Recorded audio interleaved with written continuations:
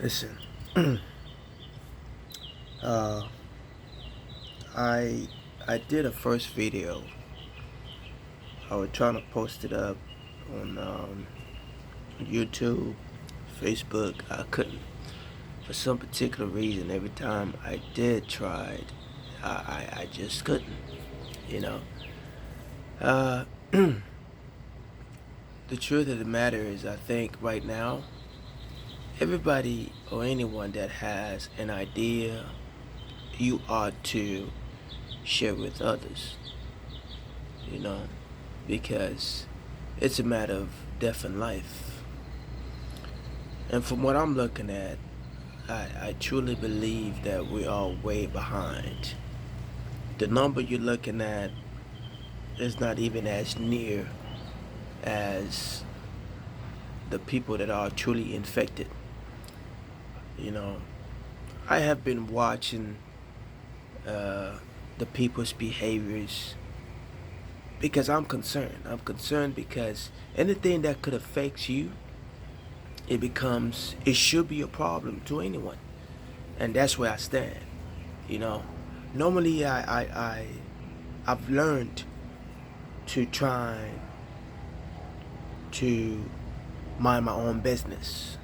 You know, although I have a different call. You know, when you're trying to hide from, because what I had to understand, I'm different. I'm different, and this is a mess. How do I fix this? I don't know. Once again, I don't have a voice, you know. But I'm hoping and praying that one day that people could truly realize I'm not claiming perfection, man. I'm really not. But damn it, I swear on my life, God is everything I know. You know, I love Daddy, man. He's such an awesome dad. You know, and I feel so bad at times when I disrespect him, and I do it all the times. But what important to me is knowing that I truly love him. You know what I'm saying? Anyways, jump on that subject. We're too far behind. We're extremely behind. And right now, this is the moment where we need to take aggressive, prudent, and immediate action. It's a war. It's a war. And this is not the moment where we are taking indecisive decisions.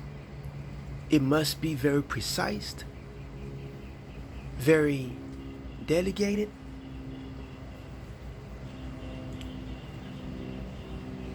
and very determined. This is the moment where we're fighting knowledge against wisdom. My first video, I have said so much, but of course, I'm not shaking my ass. I'm not a celebrity. I'm not nobody important according to you. Nobody listens. You know, nobody. It was nothing. But everything I've said is looks like they're doing it. At least they're trying. You know, when I talked about the regulation of the stores, it's like Walmart doing it right now. It should have been done already. It should have been done already. Well, this is what I'm trying to say. We should not equalize life versus economy. Because at the end of the day, the economy is for the wealth of the people and the benefits of the people. And now, if we have something that is killing the people and the benefits of the people, we need to take care of that first. It's that simple. You don't need a scientist, you don't need a doctor. You need somebody with clear wisdom to say, listen, bro, this is what needs to be done. It's just that simple. You don't put an amount of dollar on no one's life.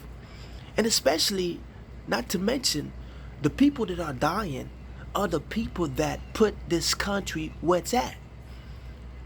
Those are the people that worked hard, you know what I'm saying, went to war for this country, had businesses create this economy the way it is right now. They're the one that made United States of America what it is right now. The old people. We're just benefiting what they have done for us. So we are to protect them. We are to help them right now as they are vulnerable to help themselves. It's an obligation we must do. It's the same thing you're saying that, so if I'm young, I am young right now. So when I'm old, I don't mean anything? No, I don't think so. I beg to differ. We are to help one another until the end. It's just that simple. As I said, what needs to be done, we must shut down everything. Lock down everything. The only thing that moves, it's mosquitoes. This is what we need to do. Because we're dealing, as the president has said, against an invisible enemy. You call it an invisible enemy, I call it a spiritual warfare. That's what I call it. This is a spiritual warfare. This is another subject though. And as I said, this is a sign of repentance. And what I've noticed, everybody talks about, we're gonna overcome this. We're gonna, it's a self, it is, those it's okay to be confident about things. Self-praisers, self-goddish. It's like we totally disregarding God's ability. We're not. I understand between, but this is the moment where we have to say, may God help us. We need God. When we gonna start saying stuff like that? When you start, because this is a plague. This is a plague. And this is the moment where we need to start searching for God. This is another subject, but it's a part of this conversation we're having right now. This is the moment where we need to step behind and say, God, please take over. We are too confident. Knowledge is from God. Everything you know is from God. We're searching for knowledge to cure this disease, but only God could allow you to have this knowledge. Remember that. Remember that. As I said, to combat this disease right now, we must shut down everything. The only thing that should move right now is mosquito, perhaps these little animals down there. And I'm not even kidding. Like I said, the whole country right now might be contaminated because of the careless behaviors those people have had. They were just walking around the store, gas station, touching everything, touching each other.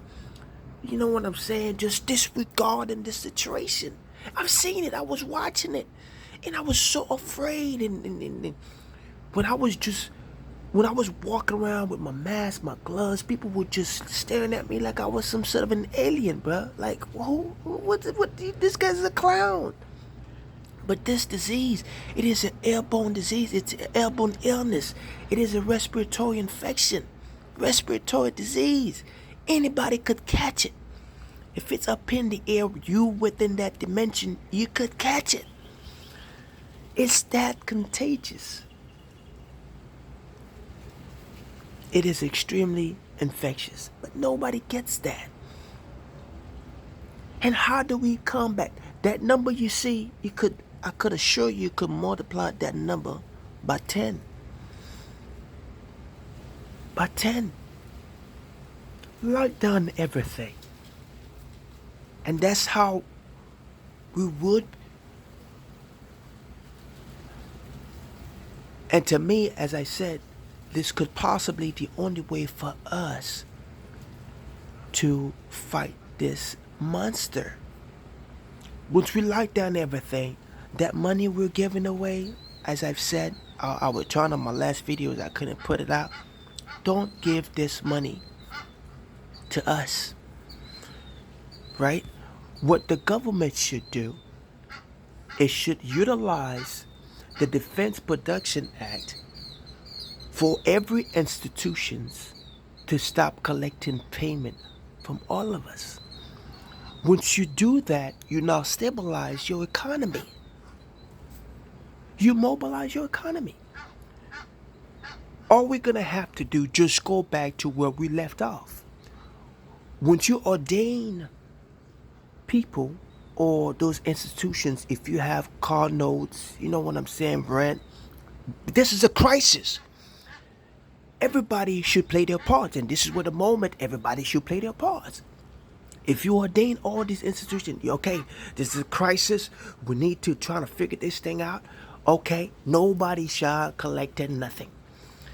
And because this is our main concern, we're concerned about how we're going to pay our rent, our bill, our everything. Or once you do that, okay, we don't have to worry about that. The people that needs food, you feed them. And now that money, you could utilize it towards buying more test kits, and and then towards the vaccines, whatever funds that you need to do that, you could use that money towards that. I'm sure you don't need $2 trillion.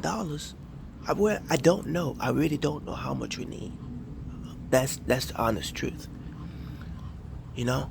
But now what I see, not only are you spending that, you're gonna be spending money towards that as well. Because everybody needs to be tested. That's the only way for you to fight the disease. And as I've said, there's a count. I've heard that the president says 350 million people that are residing in America or United States of America. You don't need, you must test everybody, but you don't need to test everybody. What you need to do is to test one person per household. And once you establish that particular individual, whether is sick or not, that's when you know, okay, this particular household, you know, if they're okay and if they're not. Because if one has the disease, the chances are most likely every single one of them has it, right? And what you do, once you establish that, the one that do, the one that don't, you should and shall, you shall isolate the people that are sick. Don't send them home. First of all, there's people that don't have that capacity at their home, because the place is so petite, it's so many of them in that place. You don't want to send them home because they're going to go home and contaminate the whole place. You know, we have to consider those things as well. There's people that are living in one bedrooms or efficiency or something, and it's 4 or 5 of them. How are they going to manage to, what's the word we're utilizing right now? You know what I'm talking about. Self-quarantine. How are they going to do that? They can't do that. That's the bottom line.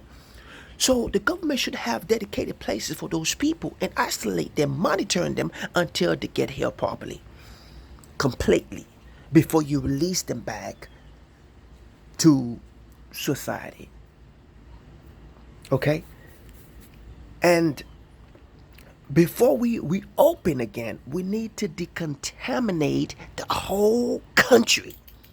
Everything need to be decontaminated, because you don't know what's been contaminated or not. And now the question is, how long, if a place gets contaminated, how long does it take for the virus itself to vanishes on its own? That's one of the questions we need to ask. And what I am suggesting right now, we should create an apprenticeship program for nurses right now, 2 3 weeks. Because how long does it take? No disrespect, because I'm a certified general electrician myself. I went to school 5 years for that trade.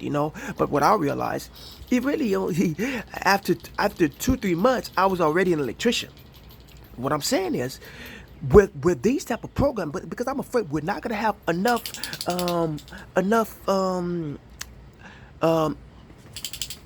health care service to provide for all these sick people. With this apprenticeship program, what you're gonna do, you're gonna quickly teach people, because you see, teaching and instruction is two different things. You're gonna teach them how to vaccine somebody, how to, you know what I'm saying, swab somebody. It doesn't take, no disrespect to the nurses or doctors. That's not what I'm saying. But we're talking about at this critical moment what needs to be done. Once you're teaching those people those basic stuff that we need to know, then, because we're gonna need that. We're gonna need a whole lot more people than you think you do. Having the PPEs and the other hospitals or whatnot. What about people? We're gonna need people, and the government should quickly, the people that are willing to volunteer, create an apprenticeship program right now for 2 3 weeks and teaching them those basic stuff they need to know to assist people, to other people. It's that simple. We need that. And